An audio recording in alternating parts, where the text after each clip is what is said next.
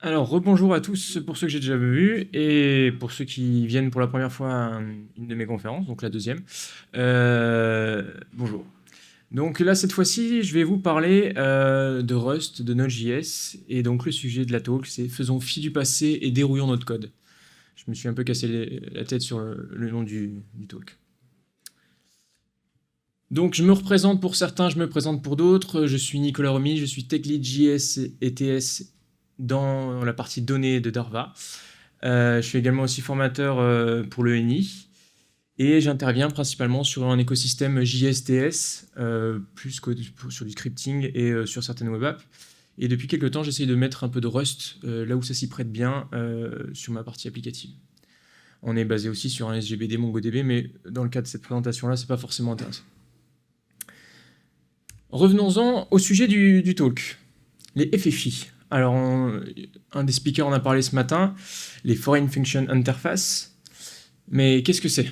Encore une abréviation qui veut dire quelque chose, mais c'est un peu vague.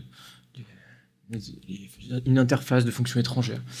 Les FFI, en fait, ça permet à un programme écrit dans un certain langage de programmation d'utiliser des routines ou des services écrits dans un autre langage de programmation. Exemple, on appelle une ellipse depuis du Python, on utilise du Rust dans du JS.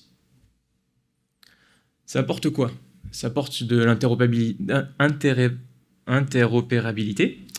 Ça nous permet de réutiliser du code, notamment, alors pas forcément du code qu'on a nous écrit, mais potentiellement si des libs sont écrites dans un autre langage et qui n'existent pas dans celui de notre écosystème, ça nous permet de les réutiliser sans devoir se réinventer la roue.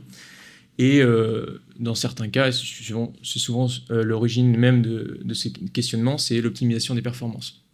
Et c'est moi l'axe que j'ai choisi pour arriver sur ce sujet. La question maintenant, c'est quand y avoir recours. Parce que sur le papier, ça paraît génial, ça va résoudre tous nos problèmes. Mais en fait, c'est vraiment quelque chose d'assez spécifique. On va l'utiliser notamment quand on veut interroger des bibliothèques système ou des bibliothèques tierces qui ne sont pas disponibles. On va l'utiliser quand on veut avoir une amélioration des performances sur des zones critiques. On va l'utiliser pour des fonctionnalités spécifiques qui ne sont pas couvertes dans notre langage. Et venant de l'écosystème Node.js, tout ce qui est gros calcul, on n'a pas forcément, ou alors pas forcément bien fait. Et typiquement, on va vouloir aller chercher ça là où c'est bien fait. Pour résumer un peu les FFI sur la partie théorique, c'est une fonctionnalité très puissante, mais de niche. Il faut vraiment avoir un sujet ultra cadré pour se dire, bon tiens, là ça vaut le coup que je fasse un effort de faire juste une petite fonctionnalité ou quelque chose de bien déterminé pour apporter de la perf, pour apporter de la stabilité sur mon écosystème principal. Et donc, ce qu'il faut bien comprendre, c'est que c'est pas spécifique à un langage. C'est pas parce que ici je le prends sur le cas de Rust avec du Node.js que c'est pas valable pour d'autres. Il s'agit plus d'une norme d'interfaçage plus qu'une technologie à part entière. C'est une philosophie de vie, quoi. Alors, Node.js. Je vais vous parler un peu de Node.js, histoire que vous compreniez pourquoi on a envie de l'enrichir. Vous devez presque tout le savoir, mais c'est un runtime JS qui est basé sur V8, donc le même moteur qu'on peut avoir sur les navigateurs, sauf Mozilla. C'est flexible, c'est l'avantage d'être non bloquant. Par contre, c'est un peu compliqué parce que c'est plus lent que les langages compilés. Pour du scripting only, clairement, il y a d'autres langages qui font mieux que ça. Et les principaux avantages de pourquoi on viendrait faire du Node.js pour faire du back, c'est que pour le coup, par contre, on a une grosse communauté. Je pense qu'on a la plus grosse communauté en termes de développeurs, parce que on a des devs Java, on a des devs PHP, on a des devs tous les langages, mais ils sont tous au moins dev JS, un minimum, s'ils font du web, en tout cas. Et le fait d'avoir une grosse communauté, ça nous apporte plein d'outils qui permettent de répondre à un grand nombre de problématiques. Et du coup, pour faire des applications, on a plein d'outils pour le faire. Alors, est-ce que c'est la meilleure manière de le faire? Peut-être pas. Mais en tout cas, on a des éléments de réponse. Le gros hic de tout ça, si on parle d'un point de vue technique, c'est que c'est quand même monothread. Donc quand on a des gros calculs, quand on a des tâches un peu compliquées, lourdes, on atteint vite la limite du langage et on se dit, tiens, ok, j'ai tout mon métier, c'est pratique, j'ai les mêmes typages côté front que côté back, je peux les partager.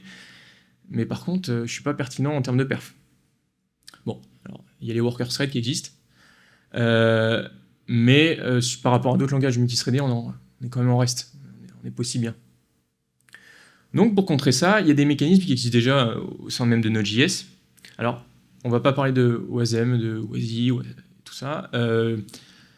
C'est possible de le faire avec Node.js, mais c'est moins pertinent que ce dont je vais vous parler. C'est pas encore totalement... Enfin, c'est sec, mais c'est pas aussi pertinent, c'est pas aussi bien plugué que ce qu'on va voir. Donc il y a deux manières d'appréhender les choses. Soit on fait ce que j'appelle des true ify, c'est-à-dire que ça va être vraiment, peu importe le langage, on va compiler quelque chose en shared library et on va le charger.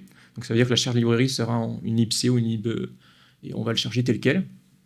Mais c'est pas spécifique à l'écosystème Node.js. Ça va être une ify qui peut être utilisée sur n'importe quel langage. Donc, alors une shared library, ça va être quoi? Ça va être un fichier SO si vous êtes sous Linux, un fichier DLL sous Windows et un fichier dylib sous macOS. Et la deuxième option, c'est de passer sur les Node.js native add-ons. Donc en fait, c'est des FFI, sauf que en plus d'être des FFI, ça respecte la NAPI. Donc c'est une Application Binary Interface, la NAPI. C'est juste, en gros, une interface qui permet de spécifier des raccourcis pour aller faire telle ou telle chose depuis l'extérieur vers le moteur Node.js.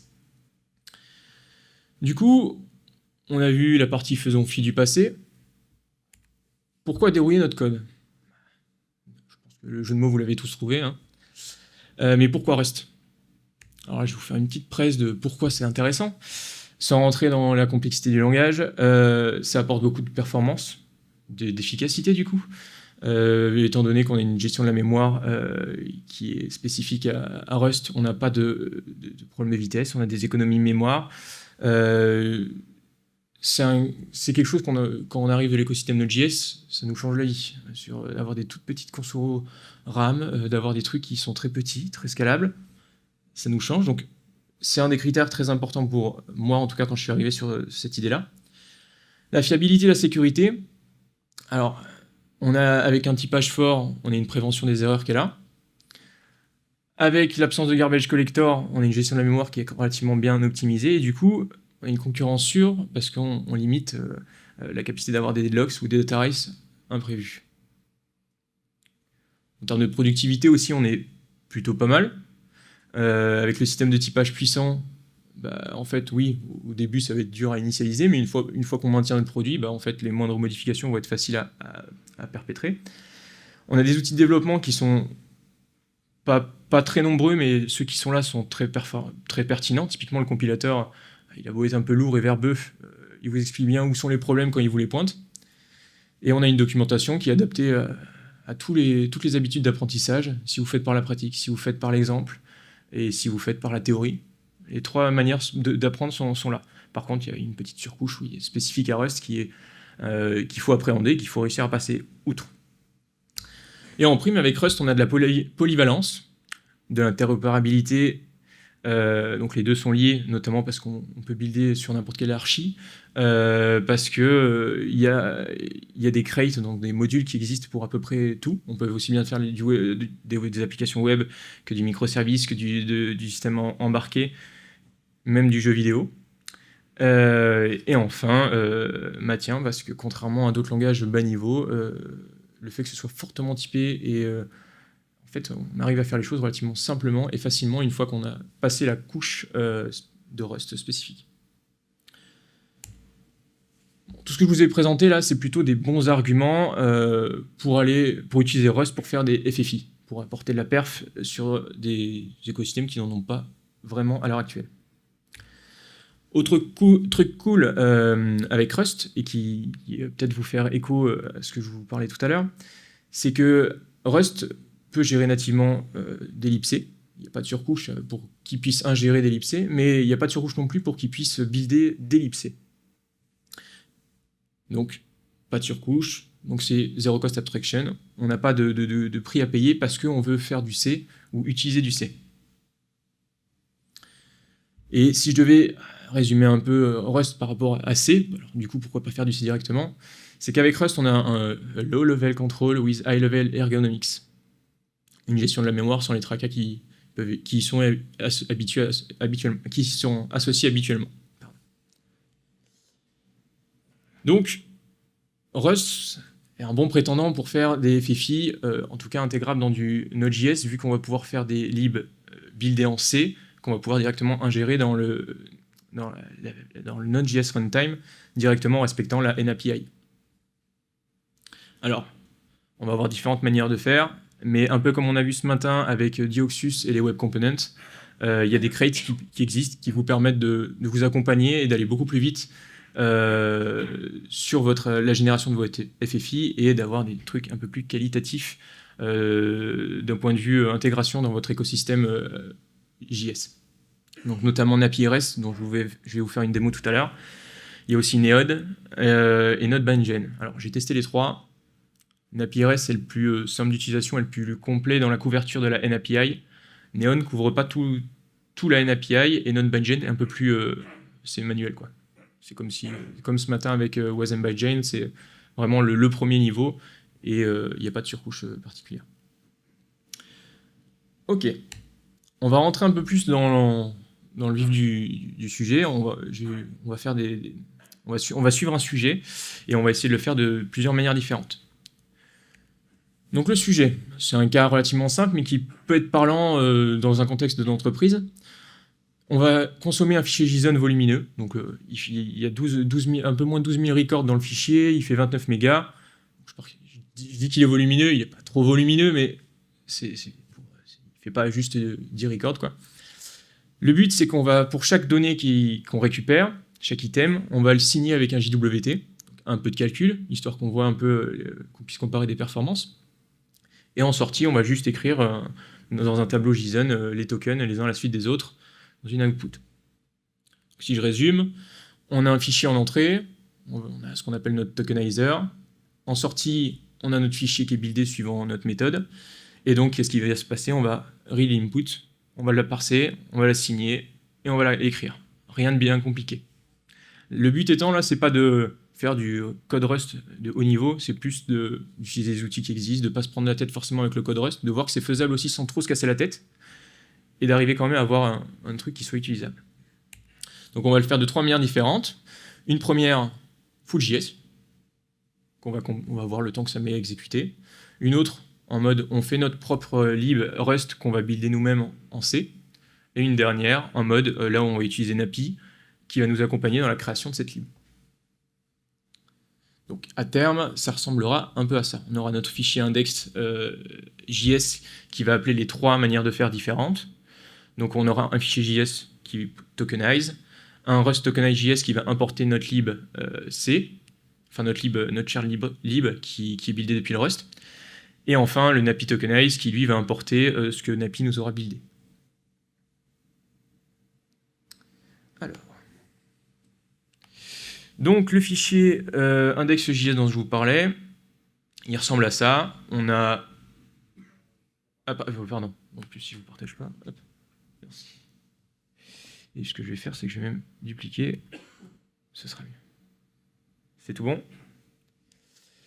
Donc il ressemble à ça. Alors pour le moment, j'ai décommenté la partie... j'ai commenté la partie FFI. Comme ça, on va juste pouvoir s'intéresser par rapport sur la partie JS. Donc j'ai mes différentes méthodes, j'ai mes tableaux de résultats, j'ai une date de début, une date de fin, comme ça je mesure le temps qui se passe entre les différents appels.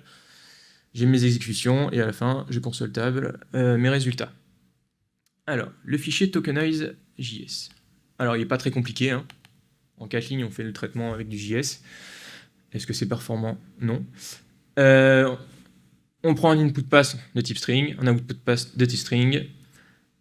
On va lire la donnée, qui est encodée en UTF-8. On va la parser pour passer d'une chaîne de caractères à des objets JavaScript. On va, pour chaque donnée, l'assigner avec un token JWT, et à la fin, on va écrire cette donnée construite directement dans un fichier sorti en mode bien indenté. Okay. Si je le lance...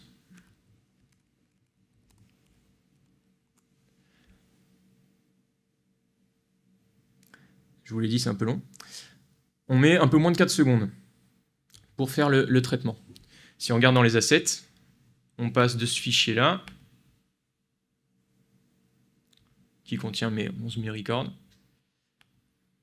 à ce fichier-là, qui est déjà plus lourd, c'est parce que ça prend plus de place,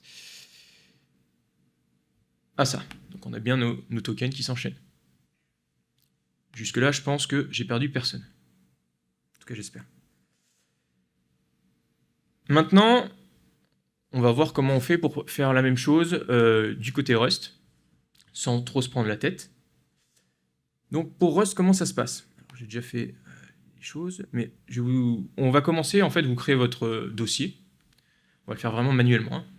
Quand vous commencez par un projet Rust, vous allez créer votre fichier TOML, qui va être l'équivalent de votre package JSON, qui va décrire en gros votre produit, votre module. Donc ici, moi j'ai un package Rust JWT, je dis la version dans laquelle je veux. En termes de dépendance, je retrouve bien sûr JSON Web Token. Si je veux JWT, je suis obligé. J'ai CERD et CERD-JSON pour toute la partie sérialisation, désérialisation. Et j'ai libc. On a parlé tout à l'heure qu'on va builder une libc. Donc ça veut dire qu'à un moment donné, je vais devoir coupler mon code Rust comme si j'étais une libc. Or, les typages, il faut qu'ils viennent de libc pour que justement la chaîne de caractères soit une chaîne de caractères typée comme cela s'attendrait à avoir. Et ce que je vais ressortir, que ce soit bien, enfin que ça corresponde bien à des types C qui ressortent. Ok. Ensuite, je crée mon dossier source. Dedans, je fais ma lib. Et ma lib, elle, vous allez voir, elle n'est pas très compliquée. J'ai mes différents imports. J'ai une petite fonction qui me permet de convertir justement le typage C en typage string Rust, histoire qu'après je puisse gérer mes strings comme je veux. Donc la première partie du code, ce n'est que ça. Je vais vous présenter après la première ligne. Je convertis juste mes inputs et outputs pour que ce soit des strings ingérables par Rust. Et ensuite, qu'est-ce que je fais? Je vais lire le contenu de mon fichier comme étant une chaîne de caractères. Ensuite, avec CERD JSON, je vais désérialiser ma string pour obtenir un vecteur de value. Donc, value, ça représente un objet lambda JS. Je vais créer mon tableau, enfin mon vecteur qui recevra mes tokens. Là, c'est deux constantes nécessaires pour pouvoir signer mes données. Et ensuite, pour chaque donnée que j'ai, je vais les encoder. Et je vais les pousser dans mon vecteur de token. Une fois que j'ai mon vecteur de token qui est rempli, je vais créer mon fichier de sortie, créer le bufferwriter associé, et je vais l'écrire de manière propre, avec CERD-JSON, les tokens dans mon fichier. Là, encore une fois, il n'y a pas trop de complexité sur le code Rust, c'est pour ça que je ne rentre pas plus dans les détails. Les seules subtilités, c'est qu'ici, on a précédé notre fonction de externe C, pour préciser à Rust qu'on va publier une fonction C. Et ce qui est important, et ça fait lien un peu avec la conférence de ce matin sur les web components Rust, c'est la macro nomangle qui permet d'éviter que Rust modifie le nom tokenize et qu'il mette un nom arbitraire. En gros, on force que la libc y est bien exposé tokenize tel qu'on l'a écrit. Ok, on a fait notre traitement. Maintenant, une fois qu'on a fait ça, alors je vais aller me placer dedans. Il va falloir qu'on le build. Alors, quand on a fait le build, quand on a fait le cargo TOML, j'ai oublié de vous parler de la partie lib. Ça, c'est la target qui va être générée, c'est qu'est-ce qu'on va avoir en buildant notre crate. Ce qu'on lui dit là, c'est que je vais builder une lib qui s'appellera RustJWT, que le fichier d'entrée la lib, c'est le src librs, et ici, ce qui est important, c'est le crate type.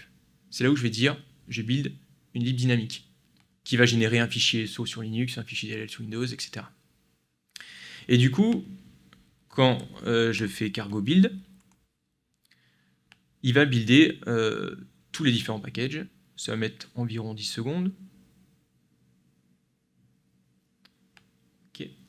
Et il va nous générer un fichier target qui contient la sortie attendue.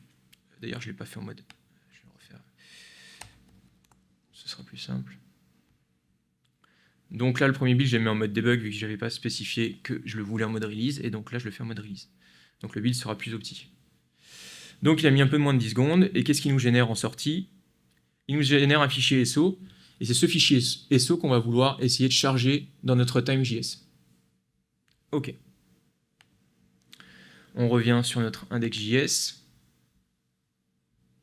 Là, maintenant, ce qu'on va vouloir faire, c'est importer cette partie-là. Hop. Donc ça, il n'y a rien de compliqué. C'est exactement la même chose que pour le JS, si ce n'est que j'appelle mon tokenize en Rust. qui n'est pas synchrone, parce que l'asynchronisme Node.js n'est pas le même que l'asynchronisme C, donc on ne peut pas le faire cohabiter aussi simplement. On pourrait se casser la tête, mais c'est un autre sujet de conf. On a la même signature de fonction, étant donné que c'est ce que j'ai buildé, et ce qui nous intéresse maintenant, c'est le Rust Tokenize. Comment je charge ma libSO dans mon écosystème Node.js. Alors on va devoir utiliser une dépendance qui s'appelle Node Fify RS. Alors le RS n'est pas pour indiquer que c'est spécifique à Rust, c'est pour dire que c'est Node Fify, mais version Rust. C'est le package qui est écrit en Rust, parce qu'il existait en C++, et il est plus maintenu, et celui qui est maintenu actuellement, c'est le Node Fify RS. Donc il faut qu'on utilise ça pour charger notre lib. On est obligé, et c'est là où un peu c'est le défaut de cette manière de faire, c'est qu'on est obligé de déclarer, d'appeler open, de dire qu'on va charger notre lib qui s'appelle rustjwt, et que sa source, c'est notre fichier ici. Ça, il faut qu'on le fasse obligatoirement. Ça va juste dire Node.js, écoute, charge ça, mais pas qu'on l'utilise. Pour l'appeler, il faut faire load, et vous dire sur quelle librairie vous voulez loader, et quelle fonction de cette librairie vous voulez charger. Et alors, la petite complexité, en plus de ne pas avoir d'indication sur comment c'est typé ou quoi que ce soit, eh ben, il faut qu'on dise qu'est-ce que ça retourne, quels sont les paramètres d'entrée, quels sont les typages des paramètres, et quels sont ces paramètres. Donc ça implique qu'on connaisse bien notre libre et comment elle est exposée. Enfin, ça implique du coup que le dev qui fasse la lib fasse aussi son implem. Ça peut se faire, mais c'est pas forcément très pratique à utiliser. Dans les faits, par contre, c'est ce qu'on va voir maintenant. Je crois que c'est tout, oui. Dans les faits, maintenant, on va recomparer, donc ça va nous régénérer notre fichier JS. J'ai pas décommenté. Là, je n'avais pas sauvegardé.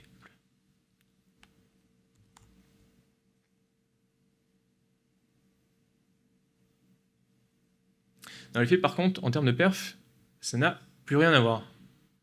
Et vous vous doutez bien que là, c'est un fichier qui n'est pas très volumineux, mais que l'écart sera encore plus important et plus intéressant sur des fichiers qui font 500 ou 500 MB ou plusieurs gigas. Parce que pour le coup, là, clairement, ce qui prend du temps, c'est le calcul du token JWT.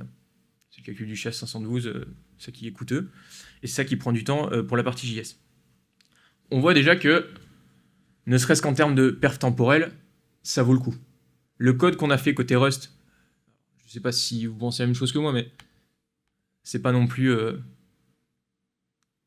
horrible à maintenir. Il n'y a pas trop de Rust spécifique là-dedans.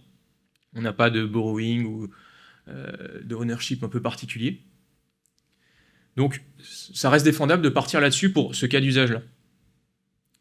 Mais par contre, en termes de lien entre notre lib et la partie JS, bah, c'est un peu roots, il faut le faire nous-mêmes. On n'a pas de signature de fonction qui apparaît dans notre import.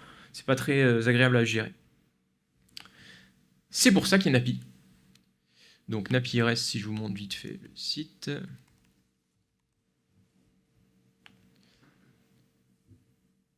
Ça permet de faire ce qu'on fait, mais plus simplement. Comment ça se passe, Napi? Alors, je vais me placer où? Je vais me placer là. Alors, parce que je suis sur Yarn V4 et que du coup, Yarn est chargé directement, je vais avoir une erreur au chargement de Napi RS. Mais en gros, c'est comme si j'installais en global et que je l'appelais, cette commande. Donc, je vais utiliser CLI de Napi. Donc, c'est un CLI qui est sur NPM, donc dans l'écosystème JS, et sur lequel je vais faire new. Donc, il va me demander de créer un nouveau projet. Donc, je vais l'appeler Napi JWT. Je vais lui dire que ça me va bien.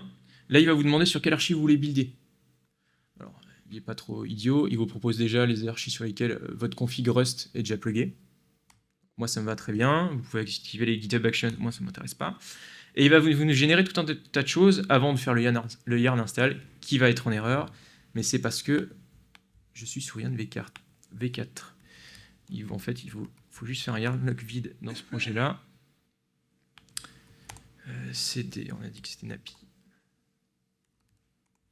Si je refais le yarn, tout se passera bien. Ok.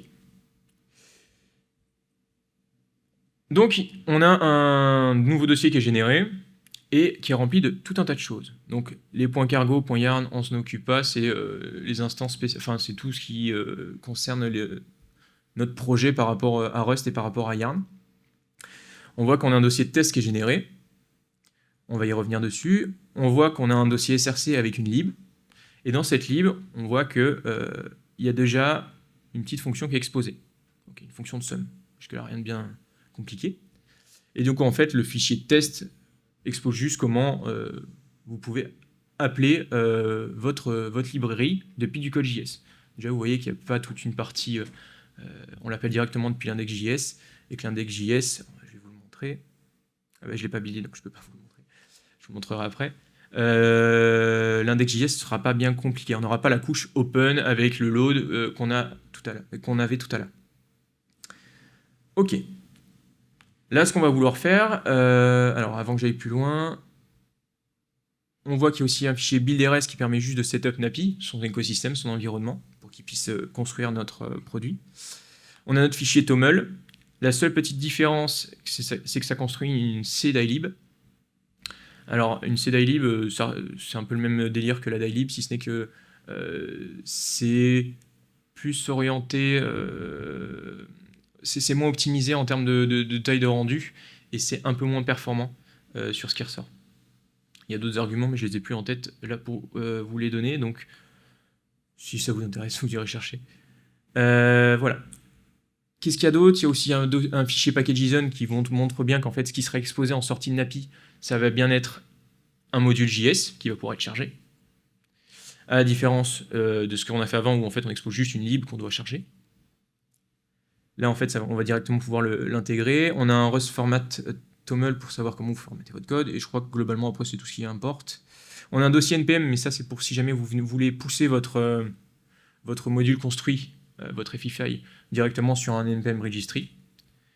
Et c'est tout dans ce qui est généré par Napi. Maintenant, on va essayer de le builder Napi, vide comme ça. Là. On est dedans.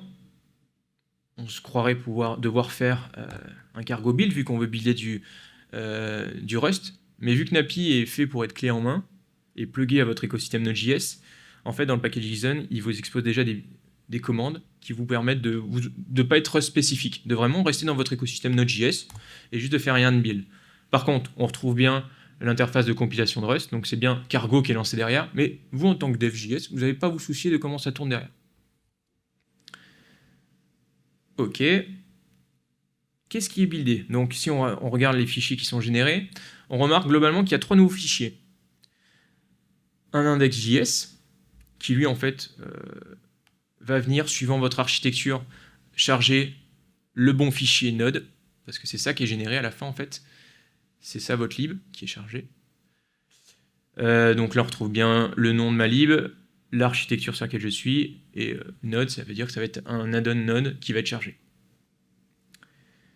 Donc là, c'est deux fichiers-là qui permettent de se coupler ensemble. Et un petit truc qui va être cool, c'est qu'on a la description, la description TS, donc on va avoir la signature de notre méthode si on la charge. Ça, c'est quand même plutôt pas mal. Ça veut dire que vous n'êtes pas obligé d'être le dev qui a développé votre lib pour savoir comment elle est signée. Et bien sûr, c'est auto-généré. Ok. On a fait le bootstrap du projet. Maintenant, on va vouloir venir rajouter notre config de tout à l'heure. Donc on ne va pas se prendre la tête, on va aller chercher les librs. Ok. Alors, étant donné qu'on n'a plus la partie gestion des typages C, on n'a pas besoin de la partie du haut. On retourne sur notre librs ici. Et alors, on va dire à Napi, écoute Napi, je fais une nouvelle fonction. Donc on va utiliser la macro Napi. Et on va lui dire, écoute, je veux que tu me fasses... Alors, est-ce que je l'ai copié-collé ou pas? Non, je ne l'ai pas collé. Je veux que tu me fasses une nouvelle méthode, tokenize. Donc, vous remarquez aussi qu'on n'a pas le externe C. J'ai oublié le fait. Donc, on ne spécifie pas forcément que c'est une lib C.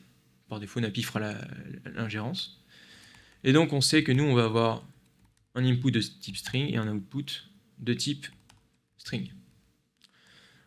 On sait qu'on ne va rien retourner, parce que là, ce n'est pas le but de retourner quelque chose. On va construire un fichier. Et là, on balance tout ce qu'on avait.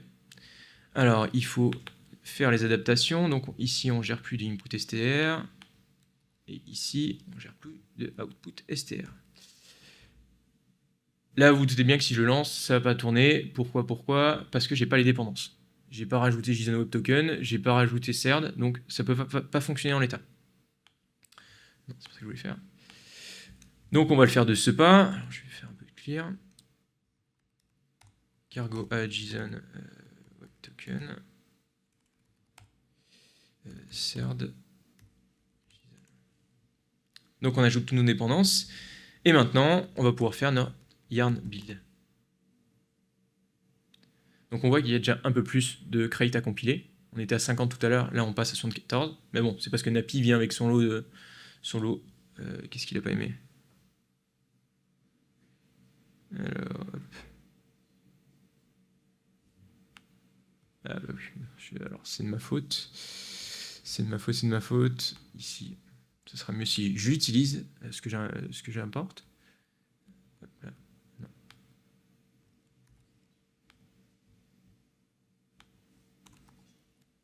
Ok. Donc, ce coup-ci, le build devrait bien se passer. Super. Donc il a pris moins de temps, normalement il prend un peu plus de temps que le build qu'on avait fait juste avant, il prend une seconde en plus. Là, vu que j'avais déjà commencé à builder, ça prend que 4 secondes. Et du coup, qu'est-ce qu'on va pouvoir constater? Alors, le fichier .node, on va pas pouvoir l'ouvrir. Je vais vous mettre comme ça sera mieux. Le fichier .node, je vais pas pouvoir l'ouvrir, c'est du binaire. Le fichier index.js, ça change pas de tout à l'heure. Par contre, le fichier index.d.ts, on va bien retrouver notre nouvelle signature de méthode, tokenize, qui prend une input string, output et void. Ok. Et ça, comment ça s'utilise? Parce que c'est ça qui nous intéresse au final. Savoir comment on peut le coupler. Alors, ça s'utilise très simplement. Hop là. On va déjà décommenter notre appel. Ça, on peut l'enlever. On va venir ajouter notre appel à Napi. Et ce qu'on va dire, c'est que on va importer tokenize, donc as Napi tokenize, c'est pour éviter que j'ai des surcouches. Et alors, ce coup-ci, on ne va pas utiliser la version que j'avais déjà prévue au cas où que mes builds ne se passent pas bien. Hop, on va aller le chercher ici. Et on va juste charger le index.js. C'est tout. Et on voit bien qu'on a la signature de notre fonction qui est chargée, vu qu'on a index.d.ts. Et que maintenant, on a juste... On va clear histoire que vous ayez vu lire. On relance, parce que je suis pas dans mon truc. On relance. Et on constate que c'est même encore un peu plus performant. Pourquoi? Parce que Napi, lui, il respecte la NAPI. Là où notre libc, on n'avait pas spécifié qu'on respectait la NAPI. Or, je vous ai dit, la NAPI, elle est faite pour vraiment être couplée dans le moteur et de la meilleure des manières. Donc, l'ordre temporel est à peu près toujours la même manière, de la même importance. Je constate toujours entre 40 et 50 millisecondes d'amélioration sur cet exemple-là, entre la version Rust classique et la version avec Napi. Et par rapport à JS, on n'en parle même pas, hein. Le débat est même plus ici. On est presque sur un facteur 20 entre JS et la version Napi. Ok. On va pouvoir repasser sur la presse.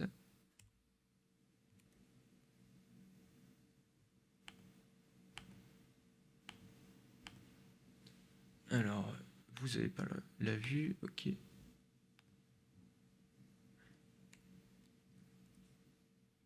Alors, du coup, vous ne l'avez pas toujours, il faut que je la mette ailleurs.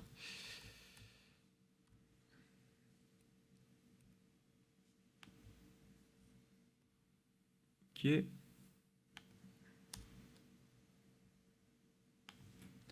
Alors, donc ça, c'est ce qu'on a sorti. Donc on avait bien notre fichier tokenize ici, et libéré, ce qui est compilé, qui est chargé à travers notre fichier index directement en tant que fonction. Pour la libc qu'on build depuis le Rust, on a bien la même chose. On a un fichier SO et c'est le fichier SO que nous on charge nous-mêmes. Et le tokenize, voilà. Alors qu'est-ce qu'on a constaté? On constate que c'est performant, en tout cas sur ce cas d'usage-là, mais c'est un cas d'usage qui pourrait se présenter sur plein d'aspects professionnels ou perso, hein. On remarque que JS, on arrive à faire les choses simplement, 4 lignes de code, par contre, ouais, c'est beaucoup plus lourd. Par contre, avec Rust, j'arrive à presque diviser par 20 le temps de traitement, juste en triplant le nombre de lignes. On passe de 4 à, je crois, 14 ou 15 lignes. Donc presque. Mais par contre, le code Rust, je ne sais pas ce que vous en pensez, mais il n'y a pas non plus de grande complexité sur ce qui est fait.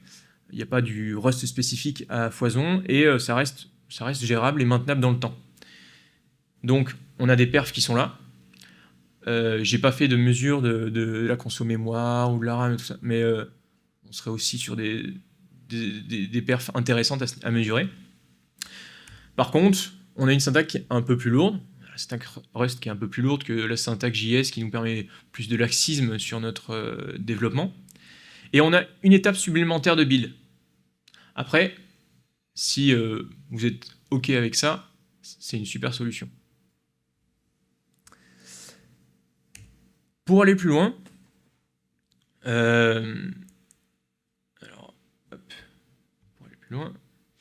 donc ce que je constate, moi, ça fait pas très longtemps que je fais du Rust. D'ailleurs, je me suis mis aussi pas mal à Rust ces derniers mois, et aussi en partie parce que j'avais proposé ce sujet de talk et qu'il a été validé et que c'était l'occasion de m'y intéresser. Hein. Un peu de pression positive, ça fait pas de mal. Donc c'est une communauté qui évolue beaucoup, qui s'enrichit de tools de plus en plus. Même si ça fait quelques années maintenant qu'il existe, on commence à en reparler et à le remettre au goût du jour à chaque fois. Et ce que je vous ai présenté, c'est une des nombreuses méthodes qui peuvent apporter une réponse à un besoin de performance sur des piles techniques, on va dire haut niveau. On va dire haut niveau dans le mauvais sens du terme, qui n'ont pas forcément tous les aspects performance qui peuvent être intéressants sur certains types de tâches. Mais il en existe d'autres. Typiquement, il y a toute la partie WebAssembly. Alors, dans le cadre de juste Node.js, c'est moins intéressant que les add-ons, en tout cas à l'heure actuelle. On peut les charger, mais la couche de chargement est un peu plus coûteuse et on n'a pas forcément tous les intérêts. Donc dans l'écosystème, alors JS, Node.js, bien sûr, parce que dans l'écosystème JS, ça marche bien. Et nativement, juste en faisant du WASM, on n'a pas l'accès à toutes les fonctionnalités de l'OS, il faut qu'on rajoute... ils en ont parlé ce matin, WASM Time. Non, il y a WASI, puis autre chose... WIT, ouais. C'est ça. Et du coup, c'est pas juste clé en main comme ça là-dessus. Par contre, on peut se repencher là-dessus si on vient faire un peu de déno. Je sais pas s'il y en a qui ont l'occasion de faire du déno. Alors, j'ai essayé de le mettre dans ma boîte. J'ai pas trouvé ça encore totalement sec, notamment sur la gestion des modules NPM, où en fait, il fait juste spawn il y a un node à l'intérieur et il lance les trucs. Donc en termes de perf, on est éclaté. Sauf que typiquement le driver Mongo, c'est un package NPM, donc typiquement je suis éclaté dès que je veux faire des grosses requêtes. Par contre, c'est TS natif, et on peut charger du WASM direct. Donc on n'a pas de surcouche, on a 0 couche d'abstraction, comme de Rust avec C. Et c'est à peu près le même écosystème que Node, sauf que c'est le moteur V8, c'est du Rust. On suit notre évolution sur nos idées. On fait du FIFI, ok, c'est bien. Pourquoi on ne franchit pas même le cap de passer sur du microservice et se dire, bon, bah, ok, je gère une partie métier pure en JS, TS, et puis des fonctionnalités très techniques où il y a des gros calculs avec du Rust. Et du coup, on en vient à se dire, pourquoi pas avoir la bonne réponse technique pour des problèmes souvent mis de côté à cause de la pile technique. Je fais référence à des problèmes que j'ai pu rencontrer en se disant, bon, de toute manière, on est sur l'écosystème JS, on ne peut pas faire grand-chose de mieux, mais on reste comme ça. Ouais, mais alors... Ok, on veut garder une certaine homogénéité dans notre pile technique, mais au final, dans toutes les piles techniques, on a de la CI/CD avec un Jenkins file qui est fait en Groovy, typiquement un autre langage. On a du Markdown, on veut rester sur focus sur un langage, mais au final, on rajoute plein d'autres. Alors pourquoi pas franchir le cap et rajouter clairement un langage et qu'on assume pour certaines parties techniques de notre écosystème. Et du coup, je vais vite fait vous parler de Spin, qui est un framework Rust fait par Fermillon, qui, eux, leur délire, c'est de faire un outil pour les développeurs, donc c'est la phrase de leur site, c'est pour builder, en gros, faire des microservices ou des web applications, toutes buildées en WebAssembly. Et en gros, ce que vous leur définissez, c'est que eux, leur framework, ils se plug avec tous les langages qui peuvent se builder en WebAssembly. Donc vous pouvez faire des microservices en TS, en JS, en Go, en Python, en .NET, en C#, enfin bref, il y en a plein, ou en Rust. Et suivant votre besoin, donc vous allez juste spécifier des macros qui vous définissent vos triggers. Donc vous allez dire, attends, moi ce microservice-là, il écoute sur le /get, et du coup dans ce /get, je fais ça. Ah, mais attends, sur ce trigger Redis, je vais faire ce traitement-là. Et en fait, suivant vos cas d'usage, si c'est juste un besoin technique avec un gros calcul, vous pouvez faire un microservice REST qui serait bien couplé, qui serait bien intéressant. Par contre, là, c'est plus du métier, donc autant que je gère mes fichiers TS et ma tambouille TS, parce que c'est plus ce que je fais, j'ai mes types partagés avec le front, etc., c'est pratique, bah, vous pouvez le faire. Et le délire derrière ça, c'est de se dire, je fais du microservice serverless. Je me soucie pas de la partie boilerplate de gestion de microservices ou quoi que ce soit, je me focus juste sur ma partie métier, ou purement technique, et je me prends pas la tête avec comment je gère par contre des microservices. Ça m'a fait un peu penser à la presse de ce matin avec le Wasm Cloud. Donc pour résumer, tout ce qu'on a vu, il y a moyen d'enrichir l'écosystème Node.js. On n'est pas obligé de rester cloisonné dans le JS qui est un langage qui est bien, pas très performant sur des tâches bien précises. On peut venir l'enrichir et venir le rendre beaucoup plus pertinent sans trop se prendre la tête, sans souffrir de la syntaxe et des idiomes de Rust. On peut vraiment allier l'utile à l'agréable et rendre ça pas trop coûteux à utiliser au quotidien, vu qu'avec Napi, on a vu que l'écosystème, en fait, il se plug directement dans notre CLI classique JS, et ça marche très bien. J'en ai fini. Si vous avez des questions, je suis à vos dispo. N'hésitez pas à me laisser un feedback, parce que ce matin, c'est la première, donc là, c'est la deuxième conf que je fais.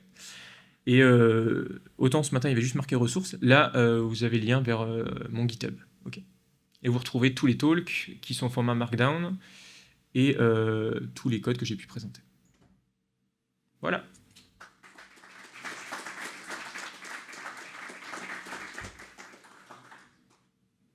Oui. Petite question, est-ce que tu penses qu'on peut faire des objets plus complexes comme des strings en Rust et les utiliser en Node? Alors je pense que si tu es prêt à te casser la tête comme ça, oui. Parce que là, c'est sur un cas ultra simple, mais je pense qu'il n'y a rien qui t'en empêche. Après, tu vas rentrer vraiment dans du Rust. Tu vas vraiment rentrer dans du vrai code Rust. Tu ne vas pas juste faire comme là j'ai fait, où tu appelles juste des libs qui font le travail pour toi. Mais oui, c'est faisable. Complètement. Après, il va juste falloir que tu fasses attention à comment tu couples les choses entre elles, mais tu peux même faire des tâches sync avec Napi, il expose toute une partie asynchrone. Donc tu peux même faire des tâches asynchrones qui vont t'exposer comme promesse côté JS. Napi couvre vraiment toute la NAPI et du coup, il expose plein de choses. Vas-y. Et l'autre, est-ce que tu penses qu'il y a la même chose en Go? Bonne question. Je t'avoue que j'aurais su focus sur Rust et JS. J'ai jamais fait le Go et j'en ai aucune idée, je peux pas te répondre. Qu'est-ce qui se passe quand ça se passe pas bien? Quand ça panique dans le... Alors, quand ça panique, ça crache. Ça crache. Alors, si ton code panique pas et que tu gères tes retours d'erreur proprement, t'as pas de problème. Par contre, si ça panique, ouais, ça fait un truc pas bien. T'as ton Node.js runtime qui éclate. Mais bon, là... c'est comme quand tu veux vraiment finaliser ta LibRust, tu vas vraiment peaufiner, virer tous les trucs qui paniquent pour justement catcher tous les types d'erreurs qui peuvent remonter, et du coup en fait tous tes types d'erreurs après tu les fais remonter comme erreur qui va remonter à JS que tu vas pouvoir catcher normalement quoi. C'est tout bon. Et ben si c'est bon pour vous, c'est bon pour moi. Merci.